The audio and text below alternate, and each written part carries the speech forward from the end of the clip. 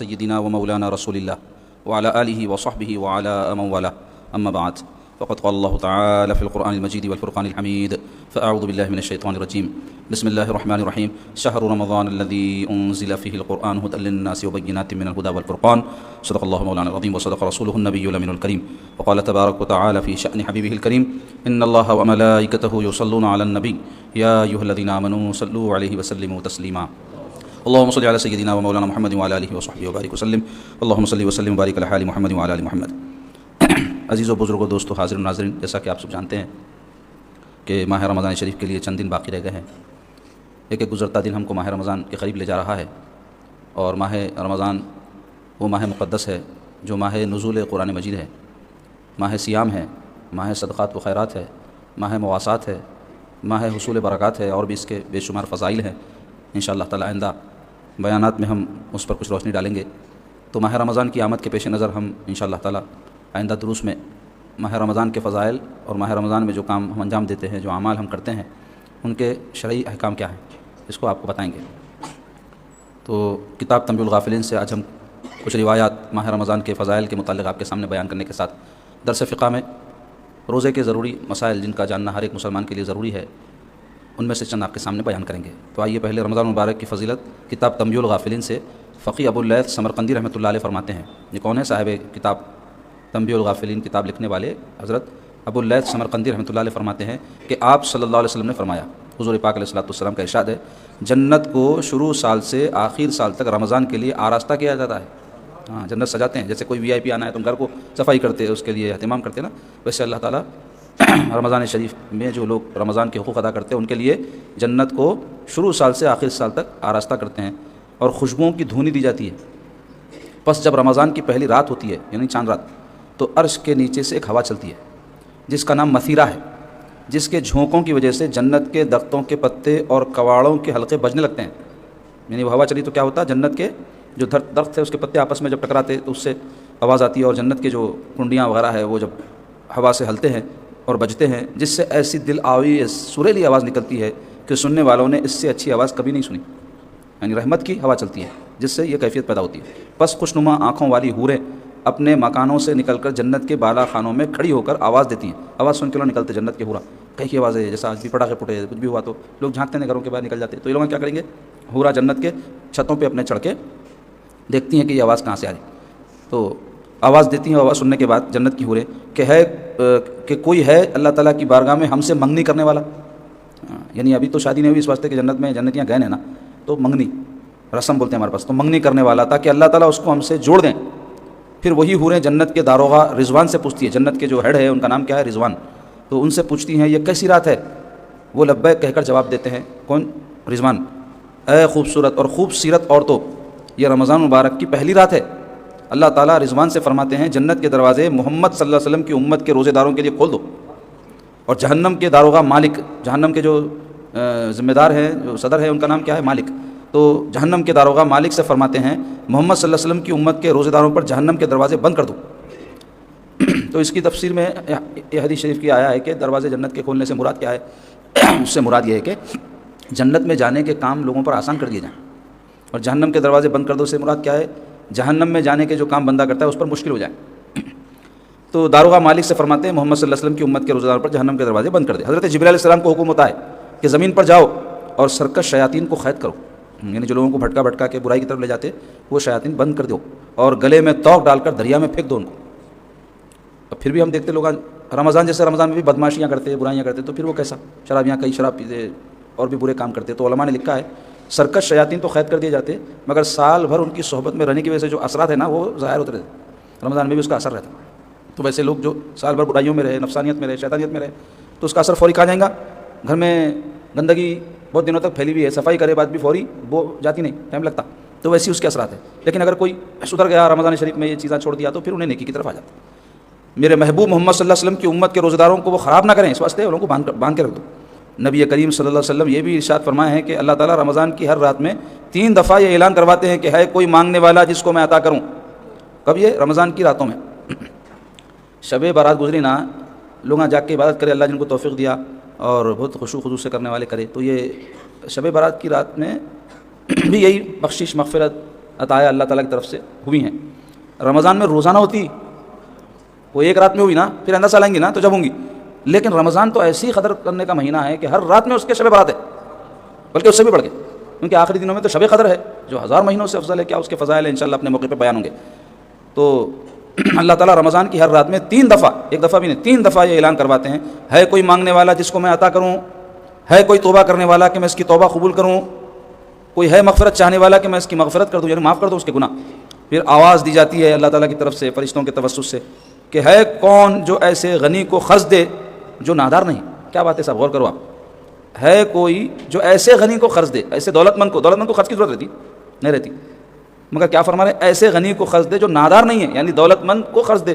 تو اب انہیں کیا کریں گا، آپ کا قرض اپنے واسطے لے لیں گا، آپ کے واسطے لیں گا کہ اس کے ساتھ کچھ بھی شامل کر کے آپ کو دیں گا. تو مراد کو اللہ کی ذات، اور وہ قرض سے مراد نیک کام. کون ہے جو نیک کام کرے، ایسی ذات کے لیے جو نیک کاموں کا محتاج نہیں ہے کہ آپ نیک کام کریں تو اللہ کی شان بڑھنے والی ہے، رسول اللہ صلی اللہ علیہ وسلم کی شان بڑھنے والی ہے، ایسی ذات ہے وہ. تو اس کو قرض سے تعبیر کر رہی ہے، اللہ تعالیٰ کی عنایت ہے بندوں پر کہ قرض کسے بولتے ہیں، کچھ چیز دیے تو لوٹانا پڑتا نا، اس کو قرض بولتے ہیں. تو یہ نیک کام کوئی بندہ کرتا ہے تو اللہ اس کو اجر کے ذریعے، ثواب کے ذریعے لوٹاتا ہے. تو بتائے کہ ایسا پورا ادا کرنے والا جو ذرا بھی کمی نہیں کرتا اس کو قرض دے، یعنی اللہ تعالیٰ. اللہ تعالیٰ رمضان شریف میں روزہ افطار کرنے کے وقت ایسے 10 لاکھ آدمیوں کو جہنم سے خلاصی مرحمت فرماتے ہیں جو عذاب کے مستحق ہو چکے تھے. 10 لاکھ ایسے لوگوں کو بخشتے گئے تھے افطار کے وقت جو گارنٹیڈ جہنم میں جانے والے تھے.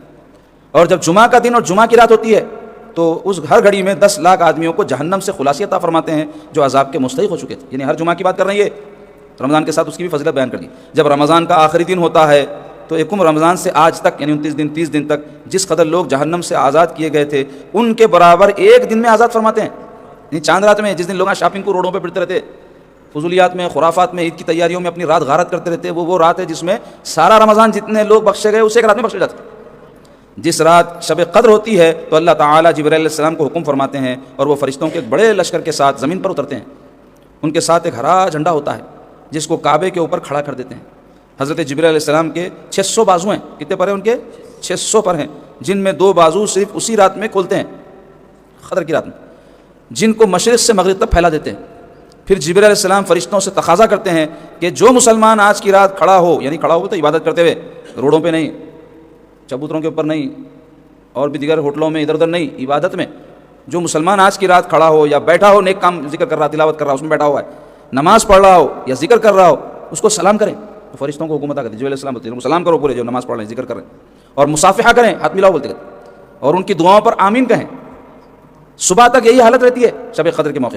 جب صبح ہو جاتی ہے تو جبرائیل علیہ السلام آواز دیتے ہیں کہ اے فرشتوں کی جماعت، اب کچھ کرو، چلو جہاں سے آئے ہیں واپس. اور چلو فرشتے جبرائیل علیہ السلام سے پوچھتے ہیں اللہ تعالیٰ نے حضرت محمد صلی اللہ علیہ وسلم کی امت کے مومنوں کی حاجتوں اور ضرورتوں میں کیا معاملہ فرمایا، اتنے دعائیں کرے، ہم بھی آمین بولے. اب اللہ تعالیٰ کیا ان کے لیے مقرر کیے ہیں؟ تو وہ کہتے ہیں جبرائیل علیہ السلام کہ اللہ تعالیٰ نے ان پر توجہ فرمائی اور 4 شخصوں کے علاوہ سب کو معاف فرما دیا. 4 شخصوں کے علاوہ سب کو معاف فرما دیا. وہ 4 کون ہیں؟ صحابہ نے پوچھا یا رسول اللہ وہ 4 شخص کون ہیں کہ شب قدر بھی نہیں بخشے گئے؟ اللہ اکبر، محروم لوگ ہیں نا. تو پہلا ہے وہ شخص جو شراب کا عادی ہو. شراب تباہ کر دیتی دین دنیا، صحت، اخلاق، تعلقات، سب سمجھا. ام الخبائث فرمایا رسول اللہ صلی اللہ علیہ وسلم حدیث شریف میں، ام الخبائث وہ تمام خباثتوں کی ماں، یعنی ایک ایسی بیماری جو 10 بیماری پیدا کرتی. اس سے پہلے اس کے بارے میں درس میں گزرا، اس واسطے تفصیل بیان کروں گا، سب جانتے بھی ہیں. تھوڑی سی بھی عقل کسی کو ہے تو نہیں جانتا کہ شراب کا نقصان بہت زیادہ ہے. دوسرے وہ شخص جو والدین کی نافرمانی کرنے والا ہو. اللہ اکبر، اس کو معمولی بات سمجھتے کئی لوگ.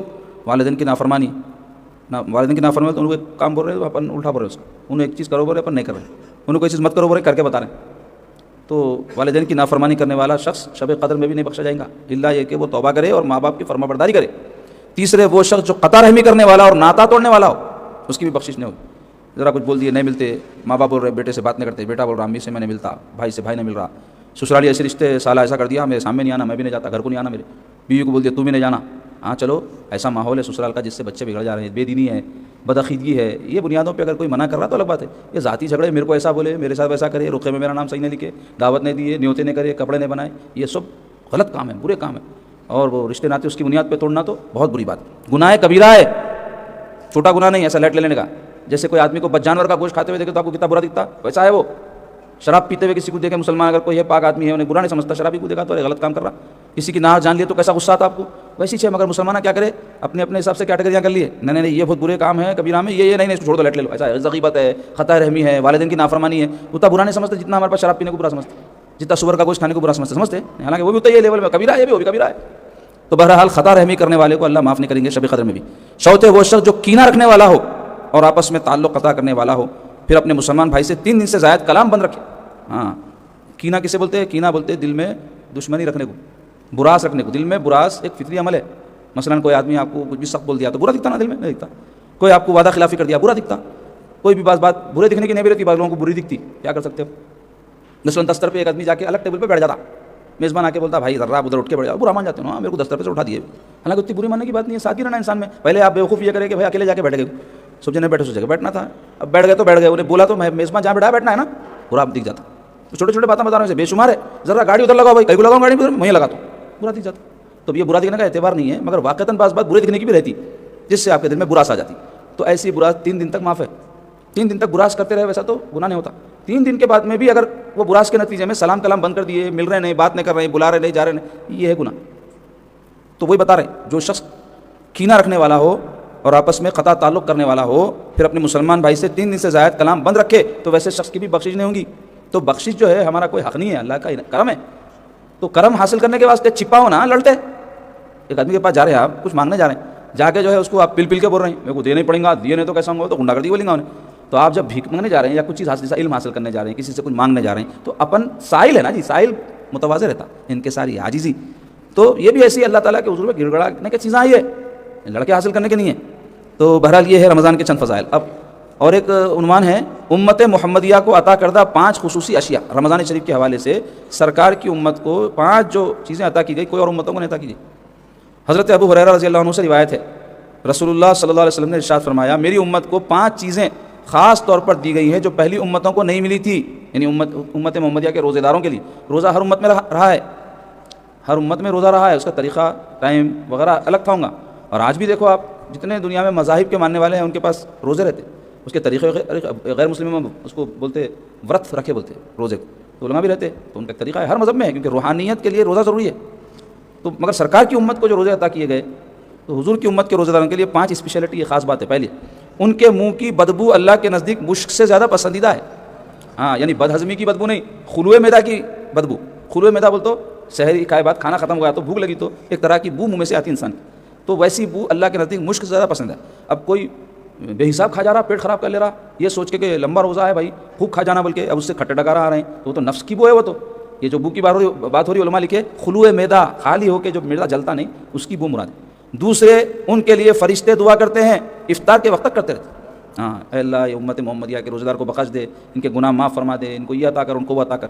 تیسرے، اس میں یعنی رمضان کے مہینے میں سرکش شیاطین قید کر دیے جاتے ہیں کہ وہ رمضان میں برائیوں کی طرف نہیں پہنچ سکتے جن کی طرف غیر رمضان میں پہنچ سکتے ہیں۔ یہ پہلے کی امتوں کو نہیں تھی، خاص بات حضور کی امت کو۔ چوتھے، جنت ہر روز ان کے لیے آراستہ کی جاتی ہے، جنت کو روز سجاتے رہتے ہیں، مطلب اس میں اضافہ ہوتے جاتا، بڑھاتے جاتے، ماں کی نعمتوں میں اضافہ کرتے جاتے۔ پھر اللہ تعالیٰ فرماتے ہیں، قریب ہے کہ میرے بندے، نیک بندے دنیا کی مشقتیں اپنے اوپر سے پھینک کر تیری طرف آویں، یہ اعلان ہوتا ہے۔ 5ویں خصوصیت کیا ہے جناب؟ رمضان کے آخری رات میں روزے داروں کے لیے مغفرت کی جاتی ہے۔ رمضان کی آخری رات میں صحابہ نے عرض کیا، یہ رات یہ شب مغفرت، یہ مغفرت کی رات شب قدر ہے کیا؟ بلکہ پوچھے صحابہ، فرمایا نہیں، بلکہ دستور ہے کہ مزدور کو کام ختم ہونے کے وقت مزدوری دی جاتی ہے، یعنی پورا مہینہ ہو گئے بعد چاند رات جو رہتی نا، اس رات کی بات ہو رہی ہے۔ تو اسی رات میں کیا کیا تماشے ہوتے ہیں آپ سب جانتے ہیں، تو بولنے کا مطلب یہ ہے کہ ابھی تو دور ہے وہ، لیکن ابھی سے ذہن بنانا کہ اس رات کو ضائع نہیں کریں گے۔ اس رات میں عبادت کرنے کا حکم آیا ہے، عبادت نہیں بھی کر سکے سو جاؤ، کوئی گناہ نہیں ہے سو جانا اس رات میں، لیکن سڑکوں پہ آوارہ گردی کرنا، عورتیں خاص طور پہ بے پردگی کرنا، تماشا بینی کرنا، فضول وقت ضائع کرنا، یہ سب عام وقتوں پہ بھی برے کام ہیں، مسلمان کے کردار کے خلاف ہے بات یہ۔ مسلمان بیجا سڑکوں پہ نہیں نکلتا، ضرورت نہیں نکلتا، لیکن آج کی عادت بن گئی، چھت بھی دیکھ کے آئیں گے، چلو مردہ تو مردہ عورتیں بھی نکل رہے ہیں۔ کئی موقع ایسے ہے کہ تماشا کر کے رکھے ہیں، بس خالی نکل جاتے سڑکوں پہ اور دیوانہ وار پھرتے، اور ہوٹلوں میں بیٹھ کے مسلمان مرداں عورتیں سب کھا رہے ہیں، اور عورتیں جو ہے چوڑیاں پہننے کے بہانے اپنے ہاتھاں غیر مردوں کو دے دے رہے ہیں، مہندیاں دلانے کے بہانے اپنے ہاتھاں غیر مردوں کے ہاتھوں میں دے دے رہے ہیں۔ وہ تو حرام ہے کوئی غیر مرد کوئی عورت کو چھوئے ہمارے دین میں، لیکن چل رہا سب کچھ بولے جیسا نہیں ہے۔ ایسے ہی برخوں کے اوپر کیا کہ لکھا لے رہے ہیں، ماشاء اللہ سبحان اللہ لکھا ہے تو برخہ مقدس ہو گیا کیا؟ دماغ کے اندر ماشاء اللہ گھسڑو، دل کے اندر لا الہ الا اللہ گھسڑو، برخوں پہ لکھا لینے، ٹوپیوں پہ لکھا لینے، کرتوں پہ لکھا لینے سے کچھ بھی نہیں ہوتا۔ اپنی عقیدت کا تار مضبوط رہنا، ہمارے بڑے ایسا کرے گا، منع نہیں ہے، لیکن عورتوں کے لیے برقعوں پہ لکھانا تو مناسب نہیں ہے، کیوں کچھ بھی لکھا ہوا ہے تو نہیں دیکھنے والا بھی کیا لکھا ہوا ہے کہ دیکھ کے پورا پڑھتا اس کو، تمہاری منڈی کو پڑھا ہونے سوچو، تمہاری طرف متوجہ ہو رہا برقع اپنے آپ کو جو ہے ڈھانپنے چھپانے کے لیے ہے، نہ کہ بتانے کے لیے. تو اندر کی جو طلب ہے ڈھانپنے کے پردے پر بھی آ جا رہی ہو، یہ بولنا چاہ رہا ہوں، تو اس سے اجتناب کرنا. تو بہرحال کیا بتا رہے ہیں، آخری رات میں مغفرت ہوتی. رمضان کی آمد پر ارشاد نبوی صلی اللہ علیہ وسلم، حضرت ابو ہریرہ رضی اللہ عنہ فرماتے ہیں حضرت صلی اللہ علیہ وسلم اپنے صحابہ رضی اللہ تعالیٰ عنہم کو خوشخبری سناتے ہوئے فرمایا کرتے تھے، رمضان کا مہینہ آ گیا ہے جو کہ بہت ہی بابرکت ہے، اللہ عز و جل نے اس کے روزے تم پر فرض کیے ہیں، اس میں جنت کے دروازے کھول دیے جاتے ہیں، جہنم کے دروازے بند کر دیے جاتے ہیں، شیطانوں کو قید کر دیا جاتا ہے، اس میں شب قدر ہے جو 1000 مہینوں سے بڑھ کر ہے. نسائی شریف کی حدیث ہے. اور اس سے پہلے کی جو حدیث بیان ہوئی 5 نعمتیں جو خاص طور پہ امت محمدیہ کو عطا کی گئی، مسند احمد حضرت امام احمد بن حنبل کی کتاب ہے حدیث پاکی، اس میں یہ حدیث ہے. اب آئیے گناہوں کا کفارہ یہ عنوان ہے. حضرت خیثمہ رحمۃ اللہ علیہ سے مروی ہے، لوگ کہا کرتے تھے ایک رمضان دوسرے رمضان تک، ایک حج دوسرے تک، اور ایک جمعہ دوسرے جمعہ تک، ایک نماز سے دوسری نماز تک کے گناہوں کا کفارہ بنتے ہیں. اللہ اکبر. چاہے ایسا نماز پڑھتے کوئی بھی غلط کام کرتے کفارہ بند ہو کے گناہ شروع ہو جاتے. اب رمضان تو 1 سال کے بعد آتا، پھر حج تو عمر میں بہت کرتے اکثر لوگ. تو مطلب کیا تھا کہ وہ نیک کام جو عبادت کی صورت میں ہے، نماز ہو، رمضان کے روزے ہو، حج ہو، کرنے کے بعد لوگوں کی زندگی بدل جاتی تھی. تو کیا ہوتا تھا، ہمیشہ اپنی غلطیوں کا جو کیے تھے پچھتاوا رہتا تھا، ان کے گناہ معاف ہوتے رہتے تھے. اب کیا ہو جا رہا، ادھر نماز پڑھے ادھر جھوٹ بولے، ادھر نماز پڑھے ادھر دھوکہ دیا، ادھر نماز پڑھے ادھر لوگوں کو ستائے. تو کیا ہو جا رہا، کفار ہونے کے بجائے وہ جو اجر ہے اس سے محروم ہو جا رہے ہیں. تو ایسا اللہ والوں کا پہلے خیال تھا کہ ایک نماز سے دوسری نماز تک تمام بیچ میں جو گناہ اللہ کفارہ فرما دے گا اس کا. ایسے ہی حج کے بارے میں، رمضان کے روزوں کے بارے میں اور دیگر عبادات کے بارے میں ان کا خیال تھا. اللہ تبارک و تعالیٰ ہم کو صحت و عافیت کے ساتھ ماہ رمضان میں پہنچائے. اب کچھ ضروری باتیں، یہ تو تھی سب حدیث وغیرہ سے آپ کے سامنے جو باتیں رکھی گئی رمضان کے حوالے سے. 2 اہم باتیں. پہلی بات تو یہ کہ ہم کو یہ سمجھنے کی ضرورت ہے کہ رمضان کے مقاصد کیا ہے. یہ رمضان شریف آتے کہیں مقصد کیا ہے، ہر چیز کا ایک مقصد رہتا ہے نا. بھائی آپ لوگ یہاں جمع ہوئے، کیا مقصد ہے؟ ذکر کرنا، علم کی باتیں سیکھنا، صحبت حاصل کرنا، اچھی صحبت نصیب ہو، یہ مقصد ہے. ایک مثال کے طور پہ میں بتا رہا ہوں آپ. ایسے ہی دعوت میں جاتے ولی میں کہ کیا مقصد رہتا، اچھا کھانے کو ملتا، اور بھی کئی رہتے ہوں گے مگر اصل مقصد تو کھانا ہی ہے. تو زندگی میں کوئی بھی کام سمجھدار آدمی مقصد کے ساتھ کرتا. تو ایسے ہی رمضان شریف میں بھی آپ کو پتہ ہونا چاہیے کہ مقصد کیا ہے اس کا، کیوں ہے رمضان شریف، کیوں عطا کرے اللہ تعالیٰ نے. تو کوئی ایک مقصد نہیں ہے، اس میں کئی مقاصد ہیں. تو رمضان شریف کے جو اعمال ہم کرتے ہیں نا بھائی، جیسا روزہ ہے خاص رمضان میں ہی ہے فرض، باقی تو نفل کبھی بھی رکھ سکتے. تراویح کی نماز ہے صرف رمضان میں، بعد میں نہیں پڑھ سکتے. اعتکاف بیٹھنے والے اعتکاف بیٹھتے، اور بھی کئی جنے مالی طور پہ اللہ جن کو مستحکم رکھا، زکات ادا کرتے، صدقات دیتے، تلاوت کرتے، جو بھی کام کرتے. تو یہ سب اعمال ہے. روزہ ایک عمل ہے، تراویح کی نماز ایک عمل ہے، صدقات، خیرات، تلاوت، یہ سب اعمال ہیں. تو یہ جو اعمال ہے یہ اعمال برائے اعمال نہیں ہے، یعنی یہ کام اس واسطے کہ یہ کام کرنا ہے، نہیں، یہ کام ایک مقصد کے تحت کرنا ہے. وہ کیا ہے پہلے وہ ذہن میں رہنا. تو رمضان شریف کے مقاصد میں پہلا مقصد تو یہ ہے، اللہ تعالیٰ چاہتے ہیں بندے اپنے رب سے جڑ جائیں. صرف رمضان میں نہیں، رمضان کے ذریعے ایک تعلق قوی ہو جائے، مضبوط ہو جائے. جیسے آپ کیا کرتے، کسی کو دعوت دے کے بلاتے، کئی کو بلاتے، تعلقات مضبوط ہو جاتے. بھائی آئے تو ان کو معلوم ہوتا اچھے برے میں ہم آپ کو شامل کر رہے ہیں. تو وہ دعوت مقصد نہیں ہے، دعوت ذریعہ ہے، مقصد یہ ہے. تو ایسے ہی رمضان میں روزے رکھانے، تراویح پڑھانے وغیرہ سے مقصود کیا ہے، اللہ سے اپنا تعلق جوڑنا، مضبوط کرنا. وہ ہو رہا کیا دیکھنا، نہیں تو عبادت کر رہے، ثواب مل رہا، مقصد ذہن میں رکھو. دوسرے یہ ہے تزکیہ و تربیت، مقصود ہے رمضان سے. تزکیہ و تربیت کس کو بولتے ہیں؟ تزکیہ بولتے اندر صفائی، تربیت بولے تو ڈسپلن پیدا ہونا. روزے کا وقت دیکھو، سحر کا افطار کا مقرر ہے، تراویح کے رکعات آپ کو مقرر کر دیے، اور جو ہے دیگر جو آپ تلاوت کرتے ہیں، ذکر کرتے ہیں، جو بھی مجاہدہ ہے، محنت ہے، اس سے کیا مقصود ہے؟ اندر صفائی ہونا. کس کی صفائی ہونا؟ اندر حب مال کی، حب جاہ کی، حب دنیا کی صفائی ہونا، یہ مقصود ہے. آپ کے اندر وقت کی پابندی کی عادت پیدا ہونا. اللہ تبارک و تعالیٰ سحر فرض نہیں رکھے نا، کوئی بغیر سحری کے بھی روزہ رکھ لیا تو فرض و نفل ہو، روزہ وہ شروع ہو جاتا ہے اس کا اگر نیت کر لیا بغیر سحری کرے. لیکن سحری کے فضائل کیوں بیان کرے؟ تاکہ بندہ جو ہے صبح جلدی اٹھنے کا عادی بننا، یہ مقصد ہے. تو اس سے کیا ہوتا ہے؟ نفس کے اوپر مجاہدہ ہوتا ہے، ایک طرح کا. نیند بہت محبوب ہے انسان کو، جیسے کھانا محبوب ہے، تو روزے میں کھانا چھوڑا رہے ہیں، سحری کرنا کے نیند چھوڑا رہے ہیں، تاکہ آپ کے اندر وقت پہ جو ہے اٹھنے، ڈسپلن پیدا ہونا آپ کے اندر، یہ مقصود ہے. اس کے علاوہ حصول تقویٰ، روزہ تو تقویٰ حاصل کرنے کا ذریعہ ہے. تقوی سے کیا ہوتا ہے؟ تقرب اللہ ہوتا. اب تقویٰ بولتے کسے؟ تقویٰ بولتے اللہ تعالیٰ کی نافرمانی سے بچنا، نامرضیات سے بچنا. کیا چھوٹی کیا بڑی؟ وہ اس لیے کہ اللہ سے نافرمانی کر کے قریب نہیں ہو سکتے، اللہ تبارک و تعالیٰ سے اس کی فرمانبرداری کر کے قریب ہو سکتے. تو نافرمانیوں کی عادت چھوٹنا، اس کو تقویٰ بولتے ہیں. اس کے علاوہ ہدایت حاصل کرنا، اس کے واسطے کیا کرے؟ قرآن مجید کی تلاوت اور نماز تراویح میں قرآن کی سماعت لازمی کر دی، کیونکہ ہدایت کا ترجمہ کلام اللہ اور اقوال رسول اللہ صلی اللہ علیہ وسلم ہے. تو اس کے حاصل کرنے کا ایک موقع رہتا ہے رمضان شریف. اس کے علاوہ اللہ کے بندوں کے ساتھ خیر خواہی اور مواسات، یہ مقصود ہے. اب دیکھو، آپ رمضان شریف میں کوئی بھی کام کرے تو اس کا ثواب زیادہ ہے، بلکہ حدیث شریف میں آیا نفل کا سنت کے برابر، سنت کا فرض کے برابر، فرض کا 70 گنا زیادہ. اس واسطے کئی لوگ کیا کرتے ہیں، زکوٰۃ جو ہے جو سال میں کبھی بھی دے سکتے ہیں آپ، ایک سال پورا جب بھی ہو رہا. مثلا کسی کے پاس ربیع الاول شریف کے مہینے میں 1 لاکھ روپے آئے تو ربیع الاول کا مہینہ آیا تو زکوٰۃ فرض ہوتی، مگر اکثر لوگ رمضان میں نکالتے کیوں؟ زیادہ ثواب ملنا. تو یہ جو زکوٰۃ آپ نکال رہے ہیں اس کا فائدہ کس کو ہو رہا؟ غریب لوگوں کو ہو رہا. ہمدردی کا جذبہ رمضان شریف میں پروان چڑھتا. تو مقصود کیا ہے؟ خیر خواہی اور لوگوں کے ساتھ غم خاری پیدا ہو آپ کے اندر. تو میں یہ مقاصد کیوں بیان کر رہا ہوں؟ اپن یہ سب کام جو کر رہے ہیں نا، اس کے پیچھے یہ مقصد اور منشا ہے، روزہ رکھنے کے، تلاوت کرنے کے، ذکر کرنے، تو وہ نہیں بھولنا کبھی بھی. اور وہ چیز پیدا ہوئی کیا غور کرنا رمضان میں ہمارے اندر. نہیں تو ہر سال آتے رمضان شریف چلے جاتے، نماز پڑھنے والے سب پڑھ لیے، تراویحاں پڑھ لیے، ہوا کیا اس کے بعد؟ مثلا ایک ہے کھٹکا لگا ہوا، کرنٹ نہیں ہے، اب آپ دبائے کچھ بھی نہیں ہوتا. لیکن کرنٹ رہا تو جس چیز کا کھٹکا دباتے وہ چیز کا اندر اثر پیدا ہوتا. مثلا لائٹ کا کھٹکا دباتے روشنی آ جاتی، پانی کی موٹر کا کھٹکا دباتے پانی آنا شروع ہو جاتا، اور بھی فین کا کھٹکا دبائے، اے سی کا کھٹکا دباتے آتا. کرنٹ رہا تو آتا نا جی، نہیں تو کھٹکے خالی دبا لیتے رہو، کچھ بھی نہیں ہوا بولنا پڑتا. تو ایسے ہی ہو رہا کیا؟ کھٹکے دبا لینے اپن، سمجھنا کہ کیا ہوا اس سے، وہ ہوا نہیں ہوا میرے پر اثر، چینج آیا نہیں آیا میرے اندر، تعلق باللہ پیدا ہوا نہیں ہوا، لوگوں کے ساتھ غمخاری کا جذبہ پیدا ہوا نہیں ہوا. کتنا میں علم حاصل کروں، کتنی ہدایت حاصل کروں رمضان شریف کے ذریعے سے، کتنی تربیت ہوئی، کتنا تزکیہ ہوا، اس پہ نظر رکھنا ہے. یہ مقاصد ہے. اور اس کے علاوہ نظم و ضبط اور ڈسپلن زندگی میں کتنا پیدا ہوا. رمضان شریف میں جیسا وقت پہ افطار سے پہلے کھینچنے کے واسطے بیٹھ جاتے تھے، ایسے ہی دوسرے کاموں کے واسطے بھی وقت سے پہلے ریڈی رہ رہے ہیں کیا، یا سیٹ صاحبوں کو فون کرنا پڑ رہا، ملازموں کو پیچھے پڑے رہنا پڑ رہا کہ کیا ہوا میاں اب تک نہیں آیا، باقی ہے اب تک نہیں آیا، کام ہے اب تک نہیں آیا. یہی نوبت ہو رہی ہے افطار کے سامنے پہلے سے بیٹھے جیسا اپن ریڈی رہ رہے ہیں کام کے وقت. یہ غور کرنا تبدیلی آئی کیا، یہی ہے اصل رمضان سمجھ لو. اب آئیے اس کے لیے اعمال جو رکھے ہیں اس میں ہم کو جو تیاری کرنا ہے ماہ رمضان کی، اس میں علمی تیاری بھی کرنا ہے، عملی، معاشی، جسمانی، 4 قسم کی تیاریاں کرنا ہے. اب سب سے پہلے کوئی بھی کام کا دار و مدار نیتوں پر ہے. دیکھو انما الاعمال بالنیات، سرکار فرما دی ہے، ہمارے دین کی روح ہے یہ نیت. رمضان میں روزے رکھتے، تراویح پڑھتے، تلاوت کرتے، صدقات خیرات کرتے، اعتکاف اور بھی بہت کرتے، بہت لمبی فہرست ہے. کرنے والے بہت کچھ کرتے، نہیں کرنے والے جو بھی ہے بہرحال چلتے رہتی زندگی. تو یہ جو کر رہے ہیں کہیں کیا واسطے کر رہے ہیں؟ اللہ راضی ہو جائے، اس کی خوشنودی حاصل ہو، یہ بنیاد ہے.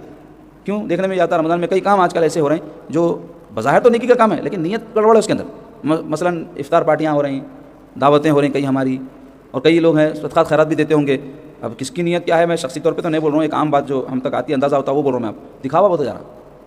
اللہ کو راضی کرنے سے زیادہ سیاسی لوگوں کو خوش کرو، فلاں کو خوش کرو، ان کو خوش کرو، پہلوان کو خوش کرو، محلے والوں کو خوش کرو، رشتہ داروں کو خوش کرو. ارے کس کو خوش کریں گے جی؟ اللہ کو خوش کر لو، سب خوش ہو جاتے، ہوئے نہیں ہوئے. اللہ ہم سے راضی ہونے کے بعد میں کسی کی خوشی کی ضرورت ہے کیا؟ اس کی رضا سب سے بڑی چیز ہے. تو ہر کام ایک مسلمان کا اس نیت سے ہونا. تو ایسے ہی نماز ہو، روزہ ہو، زکوٰۃ ہو، حج ہو، افطار ہو، سحر ہو، تو کیا نیت رہنا؟ اللہ خوش ہو جائے، اللہ کی رضا کے لیے کر رہا ہوں میں. یہ بنیاد ہے. دوسرے علم حاصل کرو، روزے کے مسائل، تراویح کے مسائل، زکوٰۃ کے مسائل، اور صدقہ فطر کے مسائل، نماز عید کے مسائل، شب قدر کے مسائل، رمضان کے آخری عشرے کے مسائل. یہ سیکھنا ہمارے واسطے ضروری ہے. تو صحیح طور پہ عمل ہوگا نا. دیکھو ایک ہوتا کام اپنی مرضی سے کر لینا، ایک ہوتا جو آپ کو حکم دیا گیا اس کے مطابق کام کرنا. ایک ملازم کو رکھے آپ اور اس کو آپ بتا دیجیے یہ تمہارا کام ہے، انہیں اپنی مرضی سے جو چاہے کر رہا، بہت اچھا کر رہا ہوں گا، آپ کو پسند نہیں ہے سو کام کر رہا تو آپ اس کو رکھتے، جا میاں جا میں جو بولا وہ کر بھائی، وہ سب کچھ کر رہا تو بولتے نہیں. تو اللہ تعالیٰ بھی آپ کو روزے رکھنے میں، تراویح پڑھنے میں جو احکام دیا جاننا فرض ہے نہیں آپ کے اوپر کیسا ہے اس کو انجام دینا.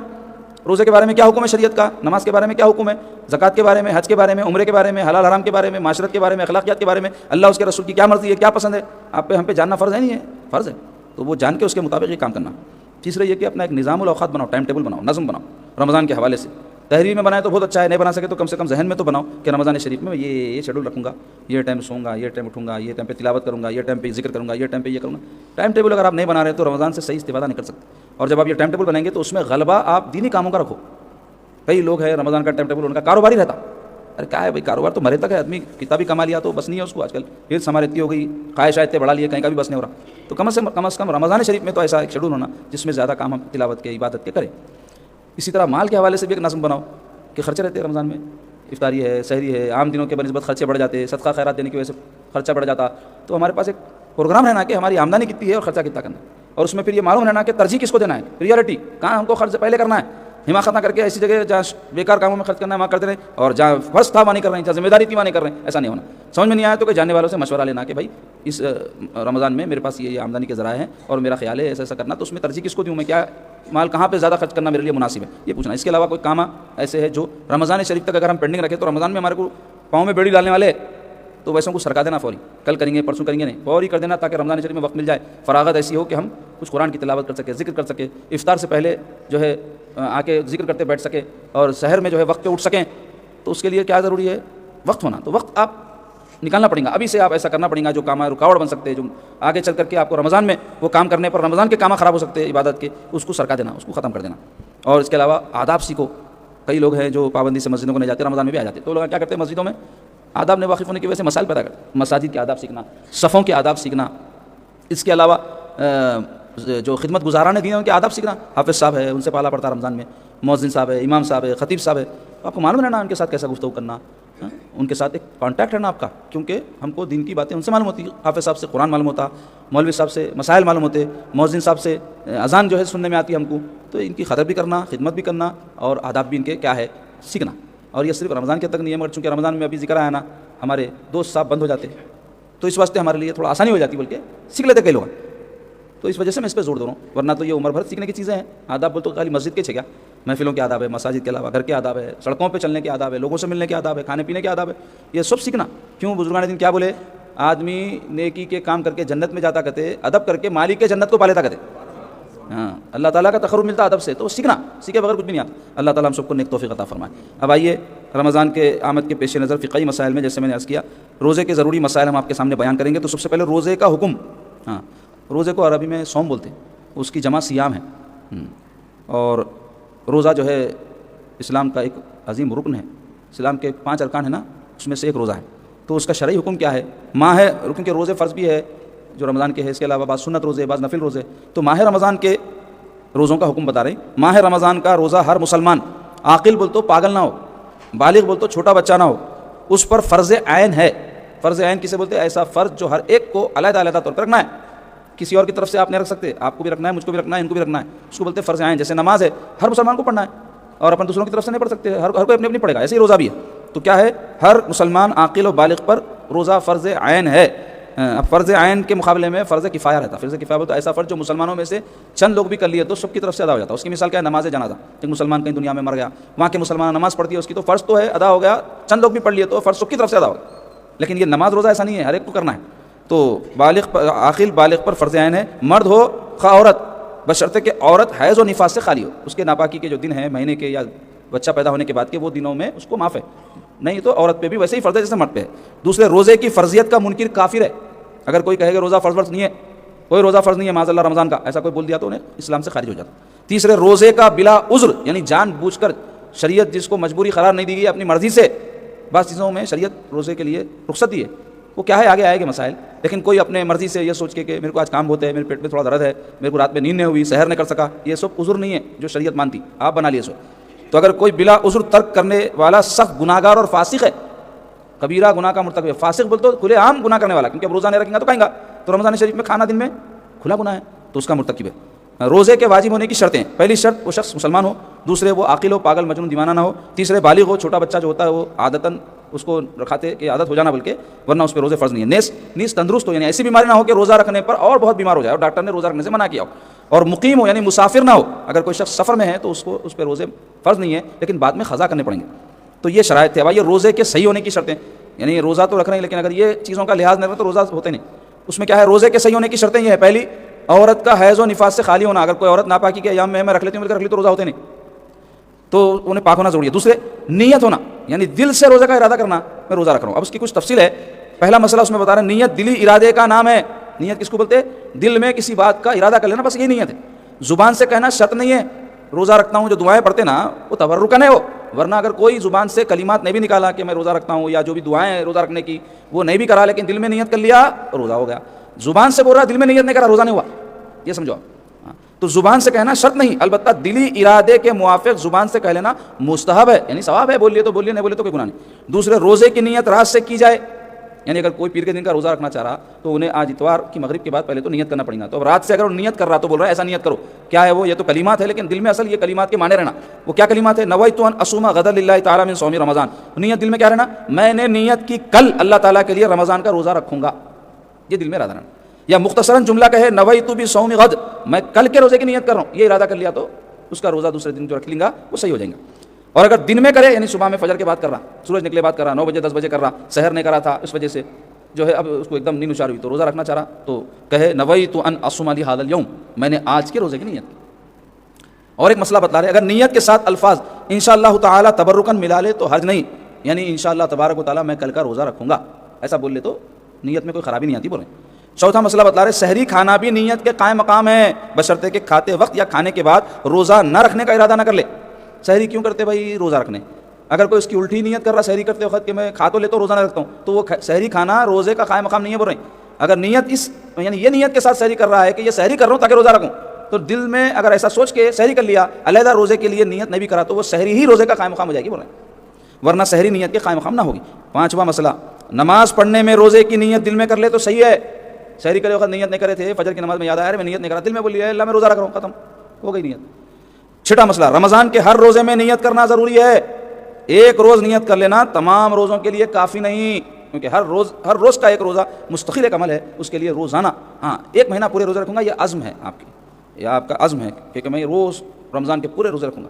لیکن ہر روز علیحدہ روزے کے لیے نیت کرو بول رہے ہیں. تو یہ تھے روزے کی نیت کے مسائل. اب آئیے روزے کے فرائض. ہاں یعنی وہ چیزیں کہ اگر روزے میں ان میں سے کوئی ایک بھی چھوٹ جائے تو روزہ ہوتا ہی نہیں. تو وہ کیا کیا ہے معلوم ہونا ضروری ہے نہیں ہے, کیونکہ بھوکا پیاسا رہے لیکن یہ کچھ بھی گڑبڑ کر دے تو پوری محنت بیکار. تو اس واسطے روزے کے فرائض ضرور معلوم رہنا. روزے کے فرائض کیا کیا ہے؟ 3 ہیں. پہلا فرض ہے صبح صادق کے طلوع سے غروب آفتاب تک کچھ نہ کھانا.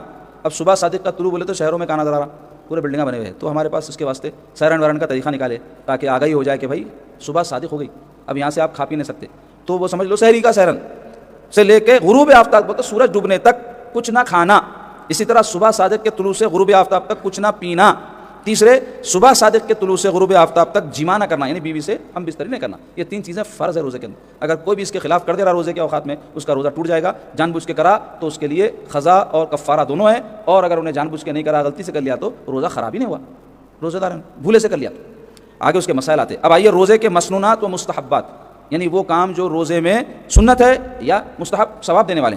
روزے کے مسنونات و مستحبات حسب ذہن ہے. پہلا, سحری کھانا. سحری سنت ہے, اس کی بڑی فضیلت بیان ہوئی ہے, اس کا اہتمام کرنا چاہیے, تو سحری کھانا سنت ہے. دوسرے, سحری کھانے میں تاخیر کرنا. تاخیر بولے تو سحری کا وقت ختم نہیں کر دینا, یعنی 2 بجے رات کو کھانے کے بجائے 5 بجے رات کو کھاؤ, برے تاخیر کرنا. تیسرے, رات سے روزے کی نیت کر لینا. چوتھے, افطار میں جلدی کرنا ٹائم ہو جانے کے بعد. ٹائم سے پہلے اگر کر دیا تو روزہ ٹوٹ جاتا, پھر سے قضا کرنا پڑے گا بعد میں, جبکہ غروب آفتاب کا یقین ہو جائے تب آپ جلدی کرنا, لیٹ نہیں کرنا. خاص طور پہ عورتوں کے واسطے, یہ چولہوں میں رہتے, ادھر رہتے, پکوان دسترخوان بچھانے میں کرنے میں لگے ہوئے رہتے اور تاخیر کر دیتے. ایسی ہے تو فوری روزہ کھول لینا, کھجور وجور کھا کے بعد میں جو ہے پھر آپ اطمینان سے بیٹھ کے کھانا چاہ رہے تو کھاؤ. 5ویں, کھجور سے افطار کرنا, یہ بھی سنت ہے. 6, افطار سے پہلے دعا پڑھنا. اللہم لک صمت و بک آمنت و علیک توکلت و علی رزقک افطرت و بصوم الغد من شہر رمضان نویت فاغفر لی ما قدمت و اخرت. یہ دعا ہے. اس کے کلمات کے ساتھ ترجمہ بھی یاد کر لیے تو اور مزہ آتا, وہ ترجمہ غور کرتے ہوئے دعا کرے تو اور لطف آتا.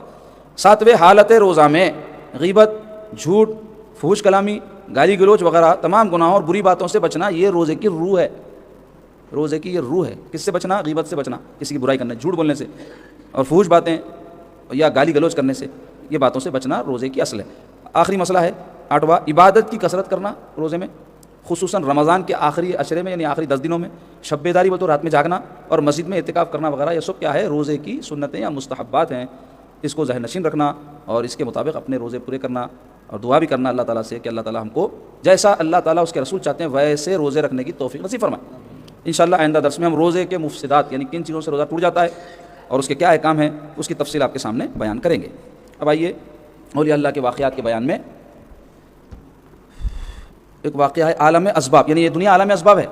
یہاں بچہ تو ہوتا مگر اما باپ ہونا پڑتا, ہاں یہاں اناج ٹوکتا مگر پانی پڑنا پڑتا, تو ایسا ہر چیز سبب سے جڑی ہوئی ہے نا. تو اس کے متعلق واقعہ, یہ واقعہ حضرت علی بن حرب رحمۃ اللہ علیہ نے بیان فرمایا. میں اور کچھ نوجوان دریائے موصل, بولتے عراق میں موصل کے کنارے کشتی پر بیٹھے.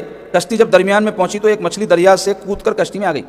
سب نے جب مچھلی کو دیکھا تو سوچا کسی جگہ کشتی روک کر اسے بھونا جائے. بڑی مچھلی کی زبردست, دیکھتے منہ میں پانی آ گیا, بولے بھون کے کھائیں گے.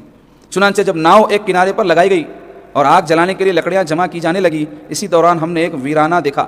سنسان جگہ تھی جہاں پرانے کھنڈرات, بولتے ٹوٹے ہوئے مکانات اور قدیم مکانوں کے آثار تھے, اور دیکھا کہ ایک شخص پڑا ہوا ہے جس کے ہاتھوں کو کسی نے اس کے شانوں کے پیچھے, بولتے ایسا پیچھے باندھی ہے, اچھی طرح کس کے باندھ دیا ہے. اور وہیں پر ایک دوسرا شخص ذبح ہو کر مرا پڑا ہے. انہیں تو ہاتھاں پاؤں بنے ہوئے پڑا ہوا ہے, اور ایک جنا ہے جس کا گلا کٹا ہوا پڑا ہوا ہے.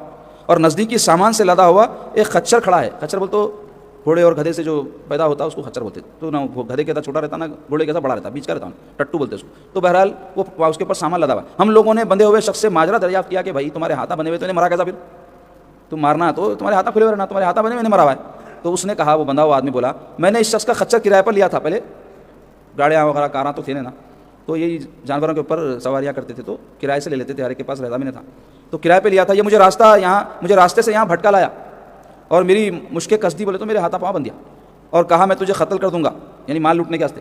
میں نے اس کو خدا کا واسطہ دیا کہ ظلم نہ کر اور میرے قتل کا گناہ اپنی گردن پر نہ لے، اور میں نے یہ بھی کہا کہ یہ سارا سامان تو لے لے، بھائی سامان ہونا نا، سامان لے لے، میرے کو چھوڑ دے، میں نے تیرے لیے حلال کر دیا ہے، میں خوشی سے دے رہا ہوں، اور میں اس کی کسی سے شکایت بھی نہیں کروں گا کہ تو ایسا کرا میرے ساتھ. میں نے اسے قسم بھی دی کہ اللہ کی قسم میرے کو مت مار. وہ اپنے ارادے پر اڑا رہا، بولے نہیں مار ڈالتا ہوں، سامان لے کے بھی چلے آ سکتا تھا نا بھائی، لیکن مار ڈالتا ہوں بولا. اور مجھے مارنے کے لیے اس نے اپنی کمر میں سختی سے ٹھوسا ہوا چھرا کھینچا، تو وہ آسانی سے نہیں نکلا، یا کمر میں چھرا تھا، ایسا یوں یوں کھینچنے لگا تو وہ پھنس رہا تھا. مگر جب اس نے چھرا زور سے کھینچا کہ طاقت لگا کھینچا نہیں نکل رہا بول کے، تو جھٹکا دے کر نکالا تو وہ ایک دم اس کے حلق پر آ کے لگ گیا اور وہ خود بخود ذبح ہو گیا. جیسا کہ آپ لوگ دیکھ رہے ہیں، ہم نے اس کی مشکیں کھول دی، ڈوریاں کھول دی یہ بزرگاں، اور وہ شخص خچر اور اپنا سامان لے کر اپنے گھر چلا گیا. پھر ہم لوگ کشتی میں سوار ہوئے کہ مچھلی نکالے، تو وہ کود کر دریا میں جا چکی تھی. یقیناً یہ واقعہ نہایت حیرت انگیز ہے. اس سے کیا معلوم ہو رہا، اللہ کیسا سبب بناتا کسی کی مدد کا. وہ مچھلی ان کے پاس آتی نہیں کشتی میں، انہوں رکتے نہیں، انہیں ویسے ہی پڑے پڑے مر جاتا تھا، کیونکہ انہیں تو گلہ کٹ کے مر گیا تھا. اب انہیں بندھا ہوا رہتا تو کھائیں گا پینگا نہیں، یا جانور کوئی بھی درندے آ کے پھاڑ دیتے تھے اس کو، تو اللہ اس کو بچانے کیسا بھی جایا بتا رہے ہیں. ہاں وہ سمجھنا ایسے ہی ہر چیز اسباب سے جڑی ہوئی، ہم سوچ بھی نہیں سکتے، ایسے ایسے کام ہو جاتے. کئی جنوں کو تو ہوتے عقل نہیں رہتی سمجھنے کو کہ یہ کیسا ہوا، ایسی ہوتا سمجھتے. ویسے بھی آپ دیکھو روزانہ ہم سانس لے رہے ہیں نا بھائی، یہ روزانہ کا پروسیس ہے، ہر کوئی لے رہا، سانس لے رہے ہیں فری میں، گڑا گڑ ڈال لیتے جا رہے ہیں، اندر ہمارے پورے اعضاء کام کر رہے ہیں، تو ہماری جان باقی ہے. ایک عجیب معاملہ نہیں ہے یہ؟ کون چلا رہا اندر کا کارخانہ؟ کون آپ کو بار بار کنجی بھر رہا ہے جو آپ کے پورے اعضاء کام کر رہے ہیں؟ دل جو ہے خون پھینک رہا پورے جسم میں، پھیپڑے جو ہے ہوا کھینچ رہے ہیں، دماغ جو ہے چل رہا، آپ کو سوچ رہا، سب دکھا رہا، کر رہا تماشے پورے دنیا کے. اسی طرح آپ کے دیگر اعضاء جو کام کر رہے ہیں، ہر ایک کا کام الگ الگ ہے. آپ اگر ایک 4 نوکر رکھے تو 4 کی تنخواہ دینا پڑتا ہے ہر ایک کے کام کی، ان کو کون تنخواہ دے رہا؟ ایسا تماشا چل رہا اندر یہ پورا، جس سے آپ کی حیات باقی ہے. تو یہ پورا ایک سسٹم ہے جو اللہ تعالیٰ بنا کے رکھیں. تو ایسی چیزیں ہوتے رہتے ہیں، مگر چونکہ کنٹینیو ہو رہے ہیں تو گھر کی مرغی دال برابر بولتے نہیں، اہمیت نہیں رہتی. پورا کارخانہ ایسے چل رہا، اللہ تعالیٰ پورا چلا رہے ہیں اس کو، تو اس کی جان بچانے بھیجے. تو ایک واقعی کافی آج کے لیے. اللہ تبارک و تعالیٰ سے دعا کرنے سے قبل کچھ ضروری اعلانات ہیں، آپ سماعت فرما لیں. پہلا اعلان تو یہ ہے عزیزو کہ ماہ رمضان شریف کی آمد کے پیش نظر بتاتا چلوں کہ ہر سال ماہ رمضان میں تراویح کی نماز کے بعد ہمارے پاس، پہلے تو یہ کہ ہمارے پاس پہلی رمضان سے 23 رمضان تک یہ قرآن سنایا جاتا ہے. 24 دنوں میں قرآن ختم ہوتا ہے. تو نماز تراویح کے بعد روزانہ یا خانقاہ شریف میں کچھ دیر ذکر ہوتا، اس کے بعد کچھ دیر خیر اور بھلائی کی باتیں مختصر وقت کے لیے بیان کی جاتی. دوسرا یہ ہے کہ رمضان شریف میں 20 رمضان مبارک کو سیدنا مولا علی رضی اللہ عنہ کا یوم شہادت اور میرے دادا بزرگوار کا عرس شریف مقرر ہے. تو آپ تمام 20 رمضان کو بارگاہ شریف میں عصر کی نماز میں جو ہے تشریف لا لیں، اور وہاں افطار تناول طعام کا اہتمام رہے گا. اور اسی دن تراویح کے بعد 10 بجے سے مصر کے قراء کا قرات کا پروگرام بھی رہے گا، جس میں مصر کے جید قراء جلسہ قرات میں اپنے مخصوص لہن میں تلاوت قرآن مجید کی سعادت حاصل کریں گے. تیسری چیز یہ ہے کہ ہر سال جامع مسجد شجاعیہ چار مینار میں 6 شبینہ 3 دنوں کا شبینہ مقرر ہوتا ہے، 24، 25، 26 رمضان، جس میں روزانہ 10 پارے نماز تراویح میں قرآن مجید سناتے، جس میں 2 تاخراتیں رہتی. تو جو بھی ذوق رکھتے ہیں وہ اس میں ضرور شریک ہوں. اور چوتھی بات یہ ہے کہ ہر سال آخری عشرے میں اجتماعی اعتکاف کا جامع مسجد شجاعیہ چار مینار میں اہتمام رہتا، جس میں عبادات کے علاوہ تعلیم اور تربیت کا بھی اہتمام رہتا. تو اگر کوئی 10 دن اعتکاف بیٹھنا چاہ رہے ہیں یا اس سے کم بیٹھنا چاہ رہے ہیں، 1 دن 2 دن یا کچھ دیر آ کے بیٹھنا چاہ رہے ہیں، تو کوئی بھی شریک ہو سکتے. تو آپ حضرات میں سے جو بھی 1 دن کم از کم یا زیادہ سے زیادہ 10 دن اعتکاف کرنا چاہ رہے ہیں، تو وہ اپنے نام اور فون نمبر شاہین نگر کے حبیب صاحب کے پاس دکھا دیں، تاکہ نظم ترتیب پانے کے بعد آپ لوگوں کو اطلاع کی جا سکے. اس کے علاوہ آپ حضرات میں جو بھی ماہ رمضان میں اپنی زکوٰۃ ادا کرنے والے ہیں، ان سے میری اپیل ہے کہ اپنی زکوٰۃ میں سے بڑا حصہ تو رشتہ داروں خاندان کے لوگوں پہ خرچ کرنا چاہیے. ساتھ ہی ساتھ 25% اس میں سے آپ ہمارے خانقاہ شریف کے فنڈ میں جمع کریے، تاکہ آپ کے برادران طریقت وغیرہ کی جو ہے امداد کی جا سکے. اور انشاءاللہ ماہ رمضان شریف میں ہمارا یہ جو ہفتہ واری سلسلہ ہے، ہر اتوار کو ذکر اور بیان کا، یہ حسب معمول جاری رہے گا. بلکہ انشاءاللہ تعالی ماہ رمضان میں ہم اور زیادہ ذکر کریں گے اور زیادہ علم حاصل کریں گے اور زیادہ نیکی کے کام انجام دیں گے. تو آپ تمام پابندی سے رمضان کے مہینے میں بھی ان جو ہے محافل میں شرکت فرمائیں. اللہم صلی علی سیدنا محمد وعلی وصحبہ وبارک وسلم. ربنا تقبل منا انک انت السمیع العلیم وتب علینا انک انت التواب الرحیم. یا اللہ یا ارحم الراحمین یا اکرم الاکرمین، ہمارے گناہوں کو معاف فرمائیے. اے اللہ ہم کو نیکی اور پاکیزگی کی زندگی نصیب فرمائیے. برائی سے اور خباثتوں سے ہم کو محفوظ رکھیے. ہمارے اخلاق کو سنوار دیجیے. اے اللہ آپ ہدایت دینے والے ہیں، آپ ہی گمراہ کرنے والے ہیں، ہم کو اپنے ہدایت یافتہ بندوں میں شامل فرمائیے. اے اللہ ہماری پیشانیاں آپ کے دست قدرت میں، ہمارے ساتھ خیر کا معاملہ فرمائیے. اے اللہ ہمیں جو بیمار ہیں ان کو صحت و عافیت عطا فرمائیے. اے اللہ جو پریشانیوں میں تکالیف میں مبتلا ہیں ان کی پریشانیوں اور تکالیف کو دور فرمائیے. اے اللہ ہم کو جائز اور حلال روزی عطا فرمائیے. ہم میں خودداری پیدا فرمائیے. اے اللہ دست درازی سے ہم کو محفوظ رکھیے، دوسروں کے مانگنے سے ہم کو محفوظ رکھیے. اے اللہ آپ ہمارے حاجت روا ہیں، ہماری حاجت روائی فرمائیے. ہمارے اموال میں، اہل و عیال میں، ہمارے معاملات میں، ہمارے کاروباروں میں خیر و برکت ڈال دیجیے. مولا تعالیٰ نحوست سے، مسائل سے، مصائب سے ہم کو محفوظ رکھیے، اور جو بھی آزمائشیں ہم پر گزرے مولا اس پر صبر کرنے، استقامت کے ساتھ جمے رہنے اور آپ سے جڑے رہنے کی توفیق نصیب فرمائیے۔ اے اللہ ہم کو صبر کرنے والا بنائیے، شکر کرنے والا بنائیے، اخلاص ہمارے اندر پیدا فرمائیے، حب دنیا، حب مال، حب جاہ سے ہم کو بچائیے، علم دین سیکھنے کی توفیق نصیب فرمائیے۔ اے اللہ تمام عمر میں استقامت نصیب فرمائیے، اے اللہ ہم کو استقلال نصیب فرمائیے، اے اللہ ہم میں مستقل مزاجی ہم کو عطا فرمائیے، ہم پہ رحم فرمائیے، ہم پہ کرم فرمائیے۔ اے اللہ آپ بڑے مہربان ہیں، اے اللہ آپ سے مانگ کر کوئی بندہ محروم نہ رہتا۔ اے اللہ ہماری پریشانیوں کو، مسائل کو دور فرمائیے، جو گھروں میں اختلافات ہیں ان میں ہم خیالی پیدا فرمائیے، الفت و محبت پیدا فرمائیے، لڑائی جھگڑے سے، شر سے، فساد سے ہم سب کو بچائیے۔ وصلی اللہ تعالیٰ علی خیر خلق و نور عرش سیدنا و مولانا محمد و علی آلہ و صحبہ اجمعین برحمتک یا ارحم الراحمین والحمد للہ رب العالمین۔